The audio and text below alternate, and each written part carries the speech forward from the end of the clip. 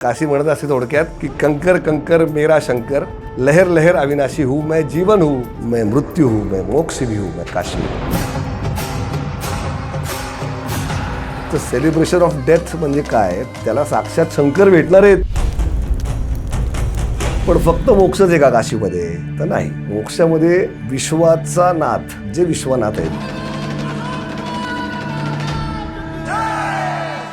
काशीला येऊन काहीतरी शोधतो असं वाटत नाही तुम्हाला? काशीकडे आपण आपली बॅग भरून निघायला लागलो आणि पावलं टाकायला लागलो, तेव्हाच आपल्या शरीरातनं पाप पळून जायला लागतात. मराठीत एक म्हण आहे की जा तू तुझी काशी कर. तर त्याचा खरंच काशीशी काही संबंध आहे का? ऍक्च्युअल काशी कुठे सुरू होते? खरी काशी कुठून सुरू होते? तर ती खरीच अगदी इथून सुरू होते. आपल्या काशीच्या गल्ल्यांमध्ये काय गोष्टी दडलेल्या आहेत की जे एक टुरिस्ट म्हणून गेल्यानंतर सहसा दिसत नाही? पेशव्यांचं खूप काम आहे काशीमध्ये. म्हणजे ओव्हरऑल मराठा एम्परर्सनी काशीला 70% योगदान मराठा एम्परर्सचं होतं असं स्थानिक लोक म्हणतात. ठरवून काशी होत नाही, तिकडून बोलावणं आलं तरच आपल्याला जाता येतं असं म्हणतात. तर हे खरं आहे का? शंकरांच्या परवानगीशिवाय, म्हणजे मृत झाल्यानंतर सुद्धा तिथे त्यांच्या परवानगीशिवाय जाता येत नाही. काशी ही टुरिस्ट प्लेस आहे, स्पिरिच्युअल जागा आहे की एक इमोशन आहे? माझ्या ओळखीतनं एक जण आहेत, त्यांचा मला फोन आला की हा, ते काशीबद्दल तुमचं खूप ऐकते मी. नाही, तिथे गेलं की मोक्ष मिळतो, तिथे गेलं की कृपा होते. हे खरं आहे का? जेव्हा एक सेंड ऑफ असतो त्यावेळेस जेव्हा ती व्यक्ती समोर तिथे उभी राहिली होती, एका वाक्यात सांगितलं की नाव I think I have started believing the Believers.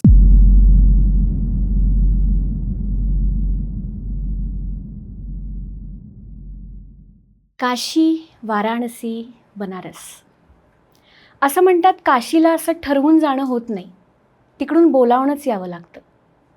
मोक्षाचं शहर मानलं जाणारं हे ठिकाण, पण तिथे गेल्यावरच खरं आयुष्य काय आहे याचा अर्थ समजतो असं म्हणतात. भारतात हजारो शहरं आहेत, लाखो तीर्थक्षेत्र आहेत, पण प्रत्येकजण पुन्हा पुन्हा काशीकडेच का वळत असेल? काय आहे नेमकं या शहरामध्ये? याचं आध्यात्मिक महत्त्व आणि त्याबद्दल माहीत नसलेल्या गोष्टी जाणून घेण्यासाठी आज आपल्यासोबत आहेत हर्षद सप्तर्षी. नमस्कार मंडळी, मी पूजा. आजच्या वैचारिक गप्पांमध्ये तुमचं खूप खूप स्वागत. नमस्कार दादा. नमस्कार. ठरवून काशी होत नाही, तिकडून बोलावणं आलं तरच आपल्याला जाता येतं असं म्हणतात.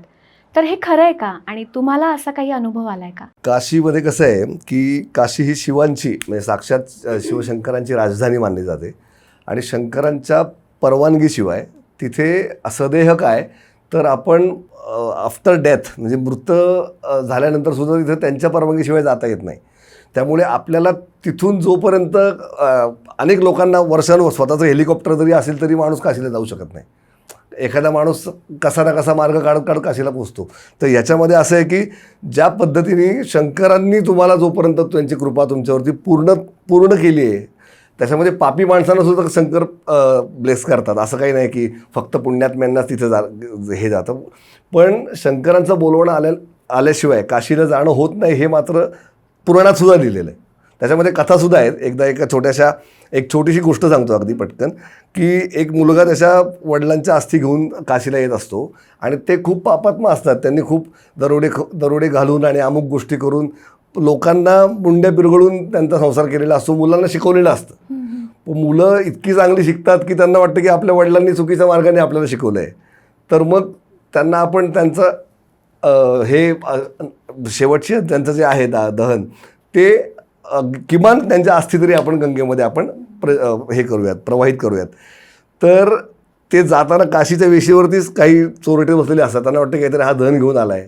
तो ते हांडा घेतात आणि पळून जातात काशीच्या बाहेर. आणि त्यांना कळतं की ही तर राख आहे, फेकून देतात ते तिथे कुठेतरी. आणि मग हा माणूस शोधत बसतो. म्हणजे म्हणायचं असं आहे की काशी रहस्यामध्ये ही कथा आहे. काशी रहस्य नावाचं पुस्तक आहे. त्याचा अर्थ असा आहे की शंकराच्या परवानगीशिवाय पापी माणूस त्याची हाडंसुद्धा येत नाहीत काशीमध्ये. मग हे तर इतकं जर डिटेल असेल तर मग निश्चितच शंकराच्या परवानगीशिवाय आपण काशीमध्ये प्रवेश करू शकत नाही. हा त्याचा एक थेट संदर्भ मी सांगू शकेन. काशी ही टुरिस्ट प्लेस आहे, स्पिरिच्युअल जागा आहे की एक इमोशन आहे? आहा, सुंदर. मला तर तिन्ही आहे.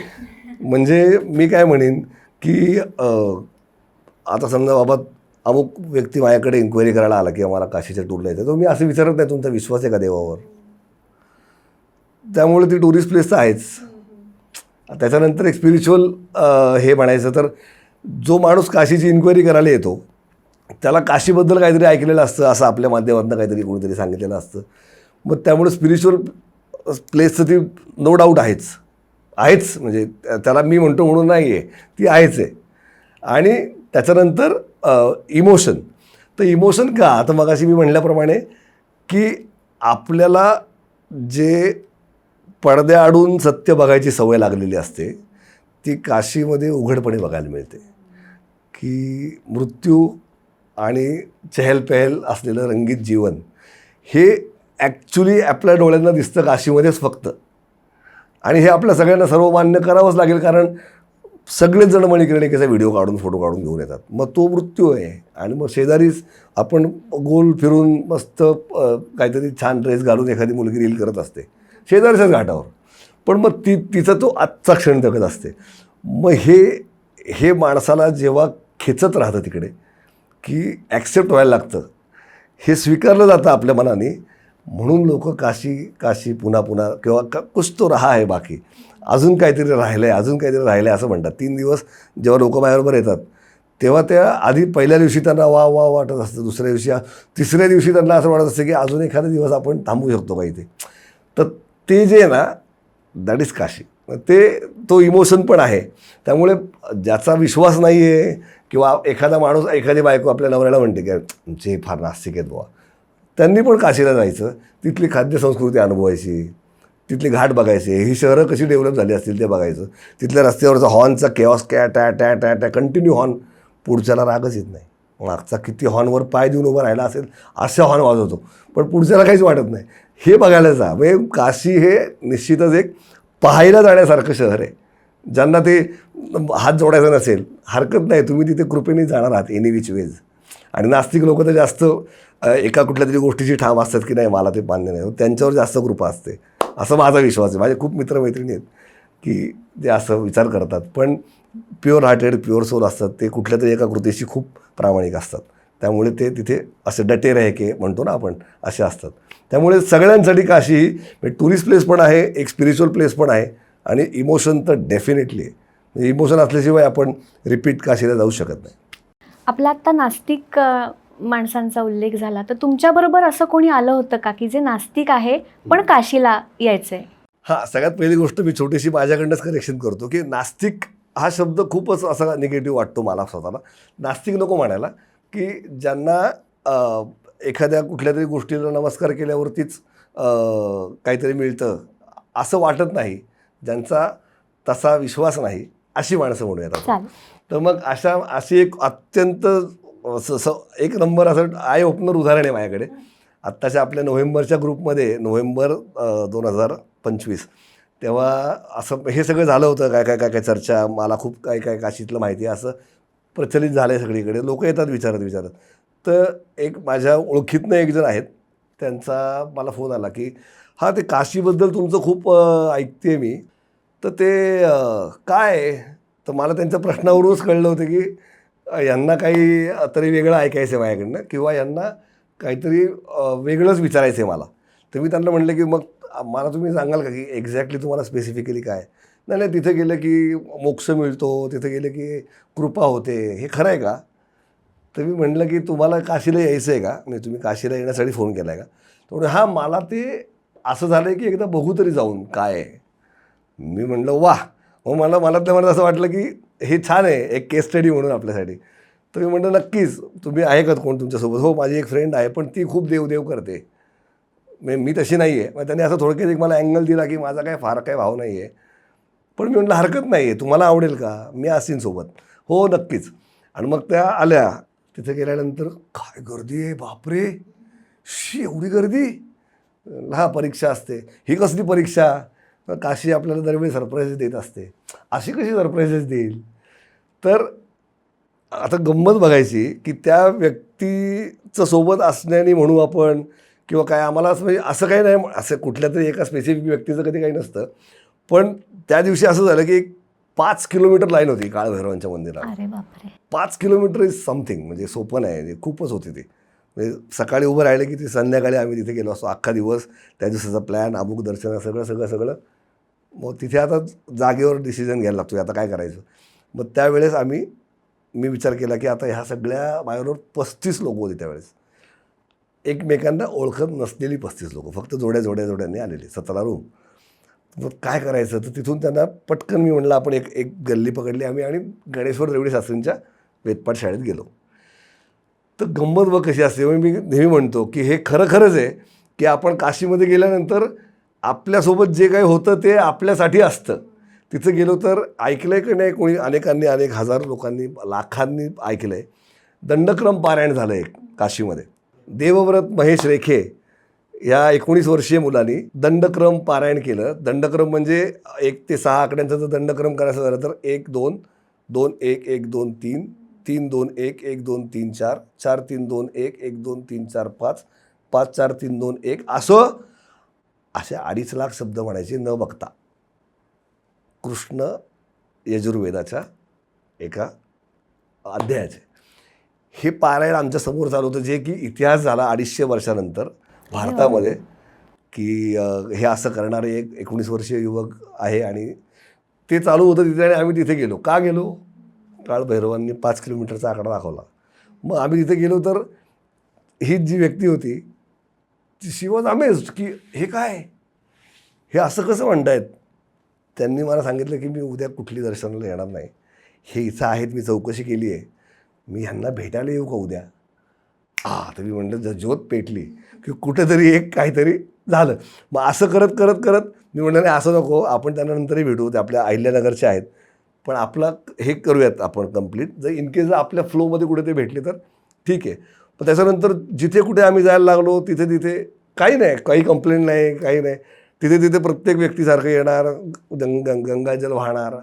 तर मी आपलं बघत होतो की बाबा काय चाललं आहे, काहीच नाही, बघूयात काय होतं. आणि नंतर एकदा दोनदामध्येच असं तरी रिअलाईज करून द्यायचं नाही का स्वतःला, की तुम्ही सगळे करताय तर आता आलीच आहे मी तर मग करूयात असं म्हणून. ज्या दिवशी शेवट आम्ही जेव्हा एक सेंड ऑफ असतो, आणि ती यात्रा होती, ती 3 रात्र काशी आणि 2 रात्र अयोध्या अशी होती.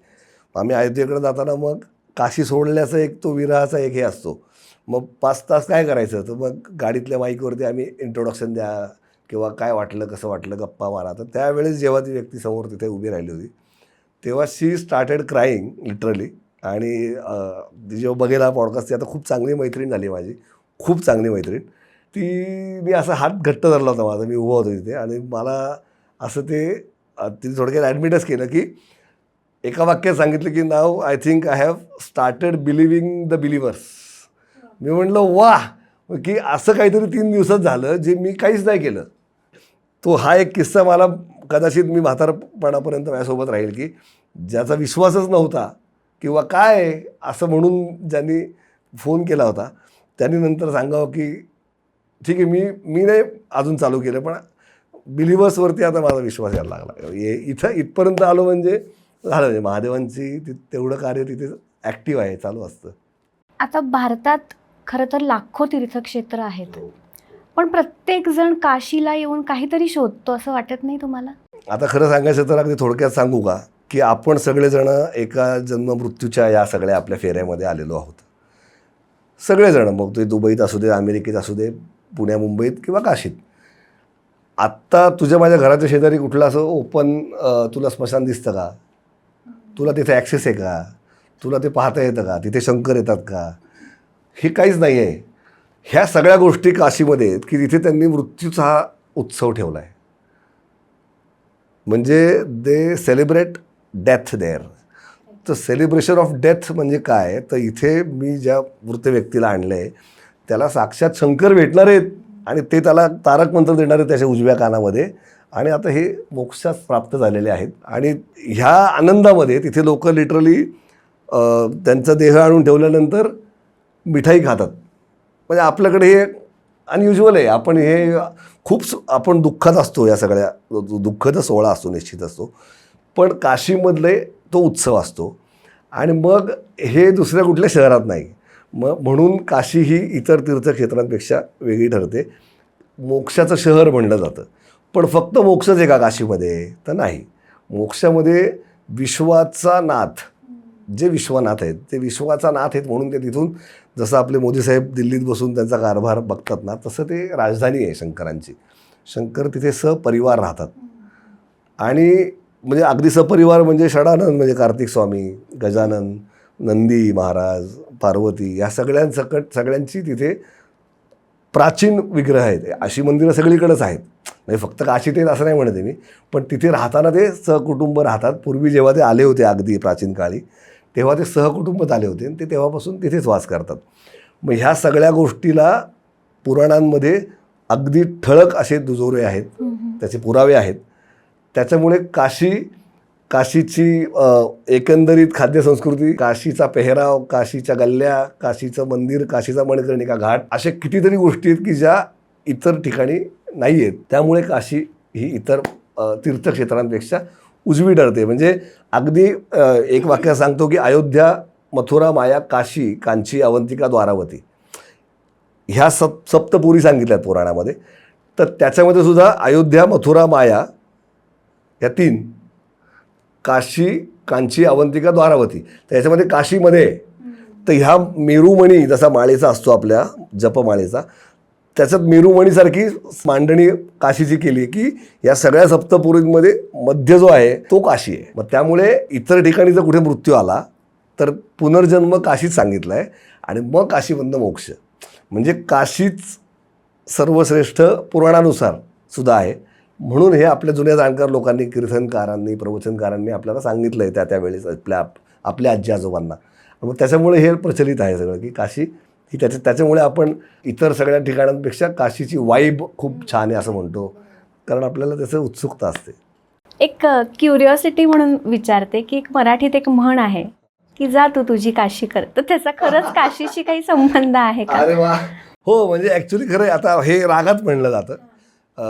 कधी कधी आजकाल मित्र कट्ट्यांवर पण म्हणतात तू काशी घाल तिकडे, असं म्हणायची पद्धत आहे किंवा एक प्रचलित आहे. अत्यंत हलक्यात म्हणतो आपण हे, पण त्याचं खूप असं म्हणजे खूप असं ग्रॅव्हिटी आहे या गोष्टीला. पूर्वापार जे चालत आलं आहे की काशीत जा तिकडे, असं एक म्हणायची पद्धत काय होती की पूर्वी एक स्पिरिच्युअल इम्पॉर्टन्स म्हणून त्याला पाहिलं जायचं की तू काशीला गेलास ना की तू परत येणारच नाहीस. अच्छा. तर तू परत नकोच येऊ माझ्या डोळ्यापुढे, ह्या गहन अर्थाने ते त्यावेळेस म्हणलं जायचं. आणि आत्ताच्या पिढीला तर नक्कीच त्याचं तेवढं ग्रॅव्हिटी नाही आहे. पण काशी घाल तिकडे याचा अर्थ काय, तर तिथे गेल्यानंतर मोक्ष मिळतो, तिथे गेल्यानंतर माणूस एकतर रिपेअर होऊन येतो, शहाणा होऊन येतो, मग तसा तरी आहे. म्हणजे अशा अनेक अर्थाने त्याचा तो अर्थ पण काशीशी ऑफकोर्स रिलेटेड आहे. जे पूर्वी म्हणायचे, पूर्वीचा आपण अगदी जुन्या मराठी पिक्चरमध्ये जर त्याचा रेफरन्स घेतला तर त्याच्यामध्ये काही ठिकाणी त्याचा उल्लेख आहे, पण त्यावेळी त्याला गहन अर्थ होता आणि तो ऐकल्यानंतर ऐकणाऱ्या माणसाला त्याचं दुःख व्हायचं हे जेन्युइन, कारण तोही तितका जाणकार असायचा. आता ऐकणाराही लाईटली घेतो आहे आणि बोलणारही लाईटली बोलतो आहे, पण हा एकंदरीत तसा रेफरन्स आहे. बऱ्याचदा लोकांना असं वाटतं की काशी म्हणजे फक्त घाट किंवा विश्वनाथाचं मंदिर, पण ॲक्च्युअल काशी कुठे सुरू होते? ॲक्च्युअल काशी आहे ना तुझ्या मनातून सुरू होते. आतून पहिली ज्योत पेटते, अशी छान छोटीशी होते ती. आणि तिथूनच म्हणजे असे श्लोक आहेत की खरंच मी सांगेन की म्हणजे हे अत्यंत ओघवतं उत्तर आलं माझ्याकडनं की मनातूनच सुरू होते खरी तर काशी यात्रा. तुला प्लॅन जेव्हा तू करतेस, जेव्हा तू बॅग भरायला लागतेस, जेव्हा तू बॅग भरून निघतेस, तेव्हा श्लोक आहे, मी पाठवीन नंतर तुला ते, की काशीकडे आपण आपली बॅग भरून निघायला लागलो आणि पावलं टाकायला लागलो स्टेशनकडे, एअरपोर्टकडे, की तेव्हाच आपल्या शरीरातनं पापं पळून जायला लागतात. मग ती काशी आपल्याला काशीचं मंदिराला नमस्कार केल्यावर सुरू होते का? नाही, ती आपल्या घरातून आपण काशी जेव्हा म्हणतो ना, म्हणजे काशी काशी काशी हाच एक मंत्र आहे असं सांगितलं आहे मला, की त्याचा जप केला तरीसुद्धा मोक्ष आहे जो जाऊ शकत नाही. मग ती आपल्या घरातून, आपल्या मनातूनच चालू होते. तुम्ही ह्या ज्या टूर्स नेता, तर अशी कुठली हिडन मंदिरं आहेत की जी तुम्ही दाखवता, जी नॉर्मली गेल्यानंतर माणसं मिस करू शकतात? की आपण असं करूयात की लोकांना एक विश्वेशम माधवम ढुंडीम दंडपाणीच भैरवम वंदे काशी गुहाम गंगा भवानी मणिकर्णिका, हे 2 ओळीचा श्लोक आहे. ह्या श्लोकामध्ये जी काही नावं आहेत ती जरी दर्शनं आपण केली तरी ती शास्त्रोक्त काशी यात्रा पूर्ण झाली. हे मला तिथल्या जेव्हा अभ्यासू मंडळी जे मला भेटत गेली तिथे त्यांच्याकडनं कळलं. मग मी तसा क्रम लावला की पहिले सगळ्यात काशीचे कोतवाल, काळभैरव, मग काळभैरवांचं दर्शन झाल्यानंतर मग दंडपाणी भैरव. दंडपाणी भैरव का, तर मृत्यूपश्चात आपल्या चांगल्या वाईट कर्मांची ओव्हरऑल गोळाबेरीज करून तुम्हाला, कारण काशीमध्ये मृत्यू म्हणजे मोक्ष आहे फिक्स, पण जर आपल्याकडनं जर आपली काही कुकर्म जास्त असतील तर पुन्हा जन्म दिला आहे तो काशीमध्ये सांगितला आहे, आणि मग मोक्ष आहे. मग ह्याच्यासाठी दंडपाणी भैरव. मग असे करत करत मग नवग्रहेश्वर मंदिर, बिंदू माधव मंदिर, मंगळागौरीच्या मंदिराला एक प्रदक्षिणा पूर्ण केली की अख्ख्या पृथ्वीला प्रदक्षिणा केल्याचं पुण्य मिळते, स्कंद पुराणात लिहिलं आहे. मग हे रेफरन्सेस, ते मंदिर, असं मला ते मजा येत गेली की व्हॅलिडेशन. आपण आज आपली पिढी असेल, जे आत्ताशी आपण जेनझी म्हणतो, या सगळ्यांना तुम्ही व्हॅलिडेशन दिलं की दे आर हॅपी. म्हणजे 12व्या शतकात तर स्कंदपुराणचा उल्लेख झाला होता की आधीपासून आहे, ते लिहिलं आहे खूपच आधी. पण मग तेव्हापासून जर काशीचे उल्लेख आहेत आणि तशीच्या तशी काशी त्याच मंदिरांच्या नावासकट आजही तिथे अस्तित्वात आहे, तर मग बस गेलंच पाहिजे ना आपण तिथे बघायला. आपला आत्ता मणिकर्णिका घाटाचा उल्लेख आलाय, तर कुठेही नाही इतकं महत्त्व तिथे आहे. कारण ती ढोबळ मनाने बोलायला गेलं तर स्मशानभूमीच आहे. तर ह्याचं काय महत्त्व आहे आपल्याकडे? कसं आहे माहिती का, मणिकर्णिका घाट, आता खूप सुंदर प्रश्न आहे. मणिकर्णिका घाटावरती खूप आहे बोलण्यासारखं, आणि आपण तर काशीच्या बाबतीत जर इंस्टाग्रामला, फेसबुकला, कुठेही यूट्यूबला जर आपण सर्च केलं तर एक 90% लोकांची रीलमध्ये मणिकर्णिका घाट असतो. एक तर बोटीतनं जाताना किंवा वाईल जस्ट वॉकिंग बाय, आणि कुठून, किंवा मग तुमचा ड्रोन शॉट असेल, पण मणिकर्णिका घाटाच्या ज्वाळा वगैरे असं दाखवतात. त्यामुळे मणिकर्णिका घाटाबद्दल उत्सुकता खूप आहे. तर मला अगदी आवर्जून सांगायला आवडेल की मणिकर्णिका घाट काशीमध्ये 2 आहेत. हां, तर 2 म्हणजे कुठे, तर एक आहे तो आदी मणिकर्णिका म्हणतात, त्याला हंसतीर्थ पण म्हणतात. तो केदार घाटाच्या खाली आहे. अच्छा. तर तिथे पार्वतीजींचा मणी कानातला पडला होता, त्यामुळे त्याला आदी मणिकर्णिका म्हणतात.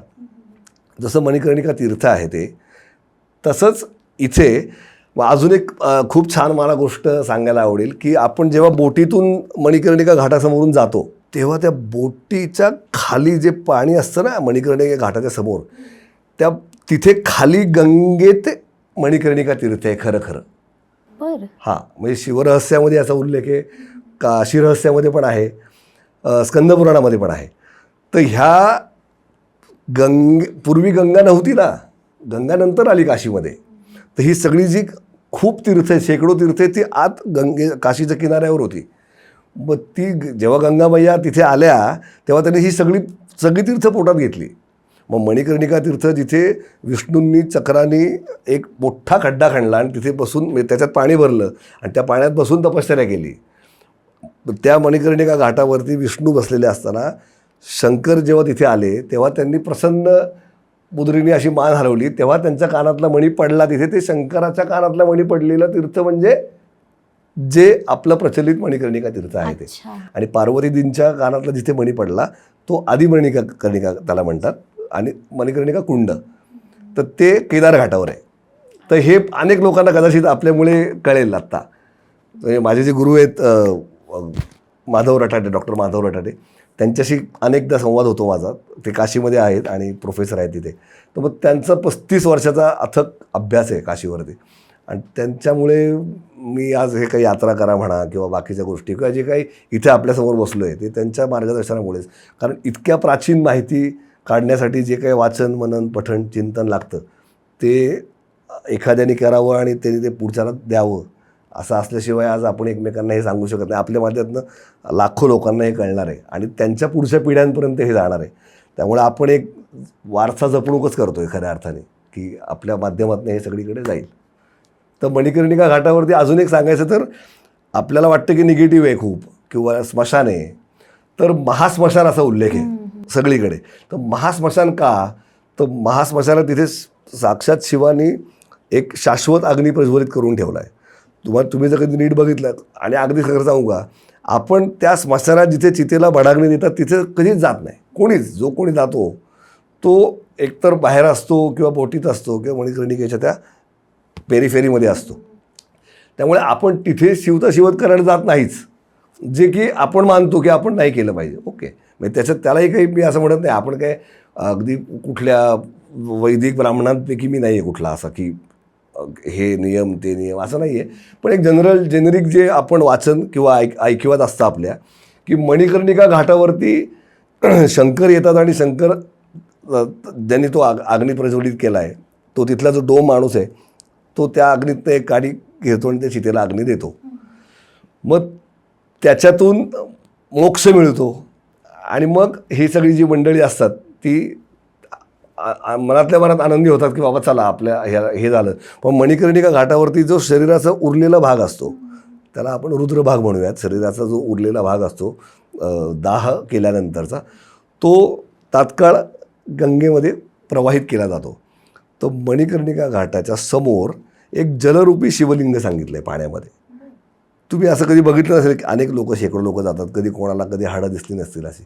तर असा समज आहे किंवा असं मान्यता आहे की त्या शिवलिंगाला जेव्हा त्याचा अर्पण केलं जातो, तो उरलेला भाग, तर तिथं तो विरघळून जातो. अच्छा. आणि त्याचे उल्लेख आहेत, जलरूपी शिवलिंगाचे उल्लेख आहेत मणिकर्णिकेच्या समोर. आणि म्हणून आणि त्याला जेव्हा रुद्रभाग अर्पण होतो शरीराचा, तेव्हा पूर्ण मोक्ष तुम्हाला मिळतो. म्हणून तुम्हाला तिथे मणिकर्णिकेचं हे जे काही महत्त्व आहे ना, खूप सारं आहे. म्हणजे मणिकर्णिकेवरती आपण खूप बोलू शकतो, पण 2 मणिकर्णिका आहेत. हा एक मुख्य मेसेज आज आपल्याकडनं आज जाणं गरजेचं होतं, तो गेला. काशीच्या गल्ल्यांमध्ये काय गोष्टी दडलेल्या आहेत की जे एक टुरिस्ट म्हणून गेल्यानंतर सहसा दिसत नाही? अरे खूप अद्भुत आहेत त्या गल्ल्या काशीमध्ये. तू गेलीस कधी काशीला?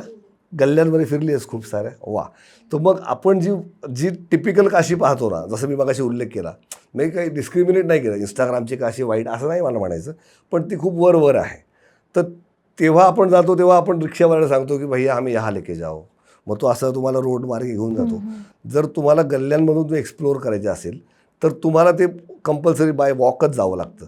तिथं कुठली गाडी जात नाही, काही नाही. तिथे ते फक्त वाडे, फक्त गाड्या, लोक असं नाही आहे. तर मंदिरं आहेत अद्भुत. प्रत्येक घरामध्ये आपलं आपलं एक मंदिर आहे. अनेक घरांमध्ये शेकडो लाखो वर्षापूर्वीचे शिवलिंगाचे विग्रह पण आहेत. म्हणूनच म्हणतात की काशीच्या गल्ल्यांमधून नुसतं चालण्याने सुद्धा आपल्याला अश्वमेध यज्ञ केल्याचं पुण्य मिळतं, असाही श्लोक आहे. अच्छा. स्कंद पुराणामध्ये. तर मग हे का, तर सगळ्या शिवलिंगांना नकळत प्रदक्षिणा होते. मग मजा पण येते, फोटोही काढतो आपण आणि पुण्यही मिळतं. मग पुण्य पण मिळतं, हे सगळंच होतं आहे. अजून एक महत्त्वाचं, मी दरवेळेस म्हणजे माय पॉईंट ऑफ व्ह्यू सांगतो, गल्लीमध्ये काय अजून म्हणजे तो जो प्रश्न आहे की काय आहे गल्लीमध्ये, काय मिस करतो आपण. तर जी कुत्री आहेत ना गल्ल्यांमध्ये, आणि नंदी महाराज येतात एक, आपण खूप अशी क्राऊडेड गल्ली असते छोटीशी 4 फुटाची, आणि गर्दी आणि आरडा किंचाळे चालू होतात. मग समोर गाय आली, अरे बापरे गाय आली. मग ती जी गाय येते ना, ती अशी तिला काही घेणं नसतं, ती अशी जाते आपल्याला, अगदी लिटरली घासून जाते आपल्यापासून जवळून. तर ती गाय, ही कुत्री, हे आता आम्ही थोडंसं म्हणजे बियॉन्ड टुरिझम गेलो आहे. जरी ट्रॅव्हल कंपनी आपली असली तरी एखाद्या क्षेत्राच्या प्रेमात जेव्हा पडतो आपण तेव्हा ते हे राहत नाही. मग तेव्हा हे वाचन मनन केल्यानंतर लक्षात आलं की हे सगळे पुनर्जन्मधारी आहेत. गल्ल्यांमधून मला एक आठवलं की एक चंद्रकूप विहीर आहे तिथे, त्याचं काय रहस्य आहे? म्हणजे चंद्रकूप आपण एक वेगळ्या पद्धतीने पाहतो, पण त्याच्या मागे खूप मोठं एक कठोर श्रम आहेत चंद्राने तिथे जे काही केलेली हे आहे. आणि मग त्याच्यामध्ये कसं आहे, आपण एखादी गोष्ट काशीतून, म्हणजे आता हे एक झालं चंद्रांचं की चंद्र धारण केला तिथे प्रसन्न होऊन विश्वनाथांनी, आणि मग त्या तिथे जी प्रकट झाली चंद्रकूप, ते औषधी पाणी आहे. त्याचं डोळ्याला पाणी लावून आपण अंगठी घालतो मोती, शांत राहण्यासाठी चंद्राचा कडा म्हणून. तर ते आपल्याला तिथे जाऊन जी शांतता मिळते ती अनन्यसाधारण असते, नंबर 1. नंबर 2, तिथे मला अजून एक सांगायला आवडेल ह्या प्रश्नाच्या अनुषंगाने, की तिथे जी काही शिवलिंग, ज्या काही जागा आहेत, त्या जागा लोककल्याणार्थ पूर्वीच्या ऋषीमुनींनी, ग्रहताऱ्यांनी, देवतांनी, कारण पुढे येऊन कलियुग येणार आहे आणि तिथे लोक येणार आहेत आपल्याला हे सगळं या ठिकाणी, तर लोककल्याणार्थ वर मागून घेतलेत. अच्छा. देवतांकडनं ना. प्रत्येक जण मी अमुक हे घर केलं त्याला माझं नाव देतो, हे माझं, हे माझी बाउंड्री माझं. पण मी असं नाही म्हणत की इथे येऊन बाहेर पाणपोई ठेवली, लोकांनी येऊन पाणी पिऊन जावं, असं आपण नाही म्हणत. ती लोकं खूप तशी होती, त्यांनी प्रत्येक नागरिकांसाठी पुढच्या जनतेसाठी वर मागून ठेवले होते. तर चंद्रकूपचं असं आहे की तिथे सगळ्यात महत्त्वाची गोष्ट म्हणजे शंकर महाराजांचं जे चरित्र आहे त्याच्यामध्ये असं उल्लेख आहे की शंकर महाराज एकदा तिथे बसले होते चंद्रकुपीपाशी, आणि त्या चंद्रकुपीचं असं वैशिष्ट्य आहे की त्याच्यामध्ये आपण वाकून पाहिलं आणि आपलं प्रतिबिंब दिसलं तर पुढचे 6 महिने आपण अगदी व्यवस्थित सुरळीत जिवंत राहणार. आणि जर दिसलं नाही तर आपण काशी सोडून जायचं नाही. काशीमधली माणसं काशी सोडून जायचं नाही असं ठरवतात. मी स्वतः भेटलो आहे अनेकांना. 42 वर्ष काशीच्या बाहेर नाही गेले, 35 वर्ष झाले काशीच्या बाहेर नाही गेले. पण जर इन केस जर काही कारणासाठी जायचं असेल तर ते आजही येतात, त्या कूपमध्ये पाहतात वाकून, प्रतिबिंब पाहतात, शाश्वती घेतात की मी 6 महिने असणार आहे. आणि मगच जातात. त्यांचा हेतू हा असतो की मी जर बाहेर चाललो आहे तर माझं जन्माने जर मी काशीस्थ आहे तर मृत्यू मला काशीतच पाहिजे. ह्या हेतूसाठी त्यांचा अट्टहास असतो हा, की त्यांना बाहेर जायचं नसतं काशीच्या. पण ह्या गोष्टी ज्या आहेत ह्या अनेकांनी अनुभवलेल्या आहेत. आणि तिथे मग लोक जे मोक्षप्राप्तीसाठी येतात ते अगदी त्यांच्या शेवटच्या काळी येऊन आणि एका वेळी एकाने पाहायचं, हा असा तिथे त्यांनी आता एक शास्त्र सांगितलं की माझी जी काही क्रिया आहे, माझी जी कर्म आहेत ती दुसऱ्या जो पाहतोय त्याच्यावरती हे नको व्हायला, ओव्हरलॅप नको व्हायला. अशा बऱ्याच साऱ्या गोष्टी तिथल्या गुरुजींकडनं मला कळल्या. त्यामुळे जे कोणी जातील तिथे त्यांनी एका वेळी एका माणसाने पाहावं, एकदम तिघा चौघांनी पाहू नये त्या विहिरीमध्ये. म्हणजे जर आपल्याला तिथे जाऊन ह्या गोष्टीची माहिती झाली आहे तर ती अजून छान आपल्याकडनं हे आचरणात यावी म्हणून हे सांगितलं. मला सांगा, काशी आणि कलाकारांचं काय कनेक्शन आहे? आपले भारतरत्न उस्ताद बिस्मिल्ला खान, त्यांचं आराध्य आणि त्यांची साधना, त्यांची उपासना, त्यांचं जे काही सगळी रियाज होता हा सगळा त्यांनी ह्या मंदिरात बसून केला आहे. आणि ते यायचे सकाळी, गंगेमध्ये स्नान करायचे, नमाज पढायला जायचे, नमाज पढून येऊन त्यांची सनई आणि त्यांच्या सगळ्या अटॅचमेंट्स घेऊन त्या मंदिरात यायचे. मंदिरात बसून ते रियाज करायचे तासनतास. आणि अनेक त्यांच्या इंटरव्ह्यूमध्ये जर कोणी पाहिलं तर त्यांना कळेल, त्यांच्या इंटरव्ह्यूमध्ये पण त्यांनी सांगितलं की बालाजी मंदिर म्हणजे माझं एकदम जीव की प्राण. काशी, मला कोणी कुठेही गेलो मी भारतात तरी काशीचं नाव घेतलं की पहिले मला माझं बालाजी घाट, माझं बालाजीचं मंदिर हेच आठवतं. तर असे अनेक दिग्गज कलाकार दिलेत खरं तर. 3-4 बहुतेक भारताचे आपले जे भारतरत्न जे आहेत पुरस्कार ते बनारसमध्ये आहेत, आपल्या काशीमध्ये. एक अहिल्या घाट म्हणून पण तिथे आहे आणि आपण अहिल्या देवींच्या फोटोमध्ये पण त्यांच्या हातामध्ये शिवलिंग पाहतो. तर याविषयी काय सांगाल? हो, आज आपण दोघं जे बोलतोय आणि हे काही हजारो लाखो लोक जे ऐकणार आहेत हे फक्त त्यांच्यामुळे शक्य होते. त्या जर नसत्या तर आपण हा चर्चाच करू शकलो नसतो. कारण त्यांच्यामुळं आज आज 12 ज्योतिर्लिंग, काशी, जे काही भक्तांसाठी जी काही शिवाची मंदिरं आहेत जी त्यांनी टिकवून ठेवू शकले, त्या फक्त आणि फक्त पुण्यश्लोक तेजस्विनी म्हणतो मी त्यांना, तेजस्विनी अहिल्याबाई होळकर. मी खूप वाचलं आहे त्यांना, खूप खूप खूप जाणून घ्यायचा प्रयत्न केला आहे. आपण आत्ताच्या काळात म्हणजे असं फक्त ॲडमायर करू शकतो, इमॅजिन करू शकतो की अशी स्त्री असू शकते का. काशीमध्ये जे प्रचलित घाट आहेत तर त्या व्यतिरिक्त माहीत नसलेले असा कुठला घाट आहे का? पितृपक्षामध्ये सगळ्यात महत्त्वाची गोष्ट मला सांगायला आवडते की पंचगंगा घाट नावाचा एक तिथे घाट आहे, जिथे बिंदू माधवांचं मंदिर आहे. आणि तिथे कार्तिक महिन्यामध्ये आपल्या पितरांसाठी असे बांबू उभे करतात, उंच 50-50 फुटी. आणि त्याच्यामध्ये टोपली असते ना हाताने विणलेली, तशी टोपली, त्याला एक छोटीशी लीड असते वरती, ती अशी दोरी सोडून खाली आणतात.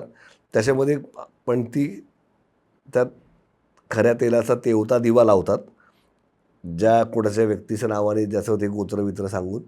आणि तो असा असा असा असा असा असा ओढून तो परत उंच 50 फुटावरती. तर असे खूप साऱ्या बांबूंवरती खूप सारे दिवे कार्तिक महिन्यात तिथे पाहायला मिळतात.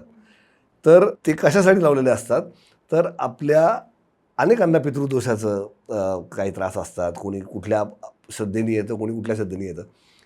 तर भटकलेली जी पितरं असतात त्यांना लक्षात येतं की आपल्यासाठी आपल्या आत्ताच्या ह्या वंशजांनी इथं दिवा लावला आहे आणि त्या ज्योतीकडे ते येतात. काशीमध्ये त्या निमित्ताने येतात आणि काशीमध्ये आल्यानंतर त्यांना मोक्ष मिळतो. त्यामुळे काशीमध्ये दीपदान नावाचा हा एक सोहळा केला जातो, तो कार्तिक महिन्यामध्ये पितरांसाठी केला जातो. तर पंचगंगा घाटाचं काय खासियत आहे तर गंगा, यमुना, सरस्वती, धूत, पापा आणि किरणा ह्या 5 नद्यांचा संगम जिथे होतो त्या नदीला त्या घाटाला पंचगंगा घाट असं आपण म्हणतो. पण मग याच्यामध्ये 64 घाट नावाचा एक घाट आहे, त्याच्यावरती 64 मातेचं देऊळ आहे. गाय घाटावरती एक मंदिर आहे. म्हणजे प्रत्येक घाटाला आपापलं एक अनन्यसाधारण अनमॅच्ड महत्त्व आहे, जे दुसऱ्या घाटावरती मॅचच होऊ शकत नाही. आता प्रश्न विचारला त्या अनुषंगाने केदार घाटाला अनन्यसाधारण महत्त्व आहे. तर केदार घाट का? आता केदार घाटावरती जे गौरी केदारेश्वर महादेव आहेत, त्याला एकदा स्पर्श केल्याने 7 वेळा हिमालयातल्या केदारनाथला जाऊन आल्याचं पुण्य मिळतं. लिखित आहे स्कंदपुराणामध्ये. फोटो काढायचा असेल आणि रील करायची असेल तर बिंदू परकोटा नावाचा एक घाट आहे, चर्चेत असतो. स्थानिक लोकांना खूप आवडतो तो, कारण तिथे मोठे मोठे पेंटिंग केलेत. मोठे मोठे शंकर, मोठे विष्णू शेषशय्येवरती झोपलेले, असे 25-30 फूट उंच असे. त्यामुळे तिथे छान रील करता येतात. त्यामुळे बिंदू परकोटा नावाचा घाट आहे, हा फार कमी प्रचलित आहे. हा त्या अँगलनी पाहिला तर तिथे तो एक सुंदर आहे. छत्रपती शिवाजी महाराजांचं काशीशी कसं कनेक्शन आहे? जेव्हा ते आग्र्यावरून पेटाऱ्यात बसून जेव्हा तिथून ते सुटून निघाले संभाजीराजांना घेऊन, तर त्यावेळेस जेव्हा ते काशीमध्ये मुक्कामाला होते, तिथे आल्यानंतर त्यांना कळलं की इथे जेव्हा यवनांची आक्रमण झाली आणि त्यावेळेस मोठी मोठी मंदिरं जमीनदोस्त करण्यात आली, काही जमिनी ताब्यात घेण्यात आल्या आणि त्याच्यात त्यांच्या धर्माच्या मंदिरांमध्ये, त्यांच्या मस्जिदींमध्ये रूपांतर करण्यात आलं. तर हे कळल्यानंतर तिथल्या बिंदू माधव मंदिराची जी मूर्ती ती गंगेमध्ये लपवली होती तिथल्या पुजाऱ्यांनी, त्यावेळेस ती सांगितली की बाबा ही मूर्ती इथे लपवून ठेवलेली आहे. अत्यंत सुबक अशी लोभस मूर्ती आहे ती बिंदू माधवांची. तर ती मूर्ती मग कान्होजी आंग्रेंना तिथे मुख्य नेमून आपल्या छत्रपती शिवाजी महाराजांनी ती त्यांना तिथे बाहेर आणून त्या मूर्तीच्या भोवतीने एक छान असं दगडी बांधकाम करून छोटं मंदिर बांधलं आहे. पण इतकं सुंदर मंदिर आहे ते आता तिथल्या मराठी कुटुंबाकडेच आहे सांभाळायला. तो जो भाग आहे काशीमधला, वाराणसीमधला, तो मराठी बहुल भाग आहे. काही भाग बंगाली बहुल आहे, काही भाग मारवाडी बहुल आहे. तसं तर त्या भागात तिथे आपले शिवाजीराजे येऊन गेले. तर महाराजांनी त्यांच्या देखरेखीखाली उभं केलेलं काशीच्या मालकांचं, म्हणजे अर्धी विष्णू काशी आणि अर्धी शिवकाशी असं म्हणतात. तर त्याच्यामध्ये विष्णूंचं जे बिंदू माधवांचं पंच मुख्य माधवांपैकी एक जे काशीमध्ये आहे ते बिंदू माधव आहेत. त्यांचं मंदिर आपल्या छत्रपतींनी, आपल्या राजा शिवाजी महाराजांनी ते तिथे बांधून घेतलं आहे, असा त्यांचा तिथला एकंदरीत रेफरन्स आहे. काशीला गेल्यानंतर अशी कुठली मंदिरं आहेत किंवा ठिकाणं आहेत की जिथे गेलंच पाहिजे, त्याशिवाय काशी यात्रा अपूर्ण आहे असं मानलं जाईल? मला असं वाटतं की आपण सगळ्या गोष्टी एका महत्त्वाच्या गोष्टीला सारखे घाबरत असतो की मृत्यू. मग मृत्यू आपल्याला जर भीती वाटत असेल किंवा सगळ्यात वाटतेच, म्हणजे कॉमनली वाटते, तर मृत्युंजय महादेव नावाचे एक महादेव आहेत, तिथे काशीला गेलं की जावं. तिथे आपण जसं आपला मोबाईलचा रिचार्ज करतो ना, किंवा एखाद्या डिशचा आपल्या, तसं वर्षभराचं लाईफचं रिचार्ज आहे. तिथे गेलं की दर्शन घेतलं की अपमृत्यू येत नाही. मृत्युंजय महादेव मंदिराच्या परिसरामध्ये खूप 101 मंदिरं आहेत. तिथे धन्वंतरींनी तिथे पूजा, त्यांची स्वतःची तपश्चर्या केली आणि त्यांची सगळी औषधी त्यांनी ज्या कूपमध्ये टाकली, वाहिली, तर त्याला धन्वंतरी कूप असं म्हणतात.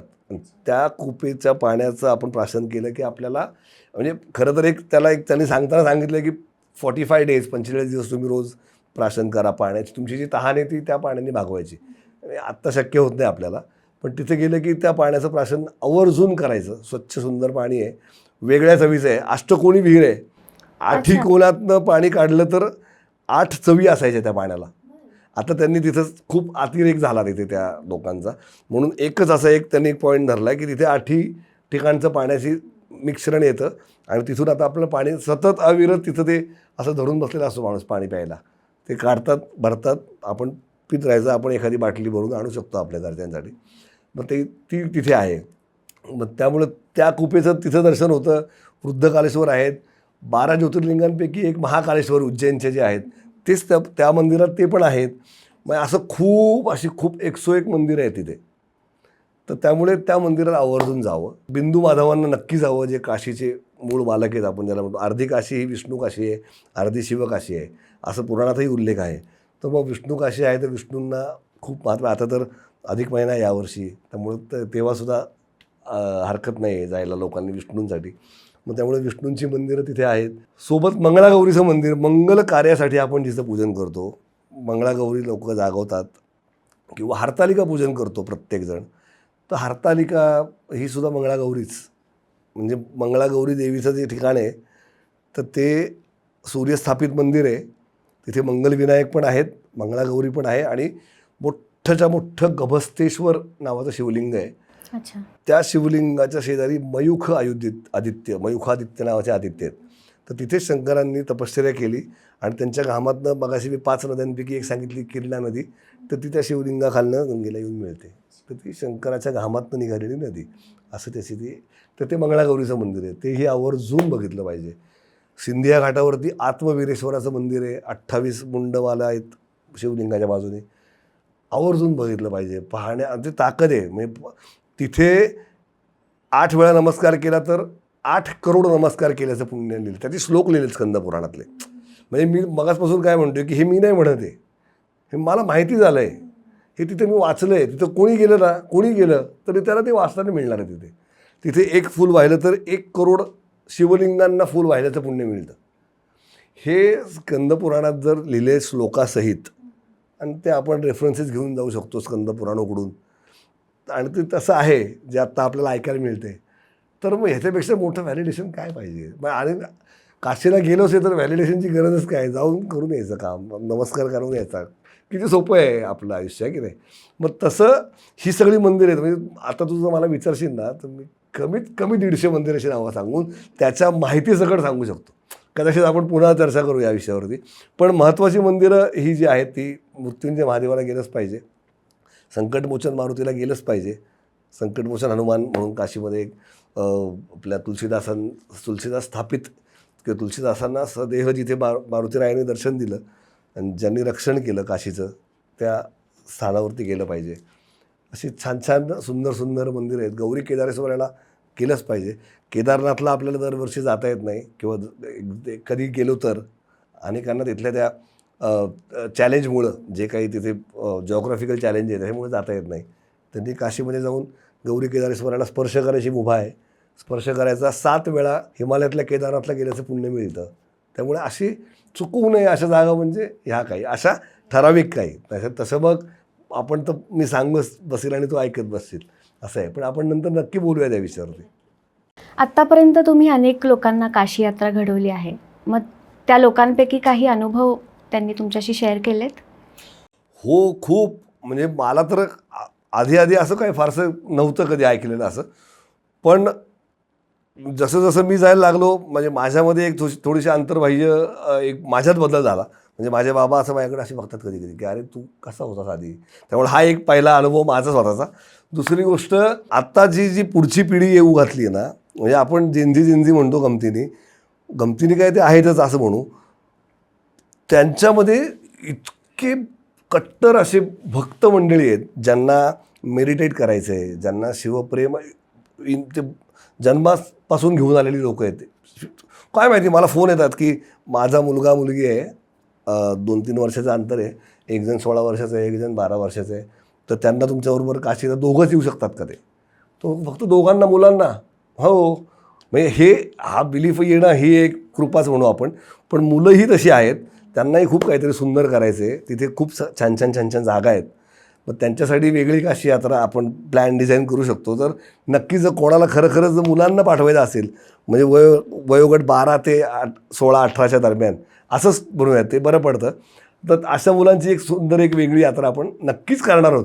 पण हे एक नवीन पायंडा पडतोय, तो खूप भारी आहे, तो असाच असला पाहिजे. एक महत्त्वाची अशी सांगायची की काशीला जाण्यासाठी म्हातार व्हायची गरज नाही. नंबर 1, तुम्ही कुठल्याही वयोगटात असा चालता येईपर्यंत तुम्हाला काशीला जाता आलं पाहिजे. काशी तुम्हाला सारखी खुणवत असते, बोलवत असते. काशी म्हणत असते थोडक्यात की कंकर कंकर मेरा शंकर, लहर लहर अविनाशी हूँ. अवी म्हणजे पापाचा नाश करणारी. लहर लहर अविनाशी हूँ, मैं जीवन हूँ, मैं मृत्यू हूँ, मैं मोक्ष भी हूँ, मैं काशी हूँ. एवढंच मी म्हणू शकतो. मला फार आवडतं हे. काशीतल्याच एका रस्त्यात भेटलेल्या, चालत जाणाऱ्या एका सहज साध्या सर्वसाधारण माणसाने बोलता मला हा डायलॉग मारला आणि त्याच्या गाडीवर बसून निघून गेला होता. असे खूप सारे गुरु मला भेटलेत काशीत. असं एकंदरीत मी सांगू शकतो. काशी नेव्हर एंडिंग आहे. आपण बोलतच बसू शकतो. इतकं सुंदर आहे काशीबद्दल सांगायचं. असं काही वेळात काशीला फिरून आल्यासारखं वाटलं एकदम. वाह! Thank you so धन्यवाद much. दादा, खूप खूप धन्यवाद. खूप छान माहिती दिलीत. जे आता काशीला जाणार आहेत, नसतील जाणार तर त्यांना हा एपिसोड बघून जावंसं वाटेल असं मला नक्की वाटतंय. खूप खूप धन्यवाद. वैचारिक किडा ह्या चॅनलला माझं खरंच मनस्वी धन्यवाद की तुमच्यामुळे मला आज येऊन इथे काशीबद्दल 2 गोष्टी सांगायची संधी मिळाली. अत्यंत मनापासून तुमच्या सगळ्यांना शुभेच्छा. हर हर महादेव. मंडळी, आजचा एपिसोड तुम्हाला कसा वाटला आम्हाला कमेंट्स सेक्शनमध्ये नक्की कळवा आणि आपल्या चॅनलला लाईक, सबस्क्राईब आणि फॉलो करायला विसरू नका. धन्यवाद.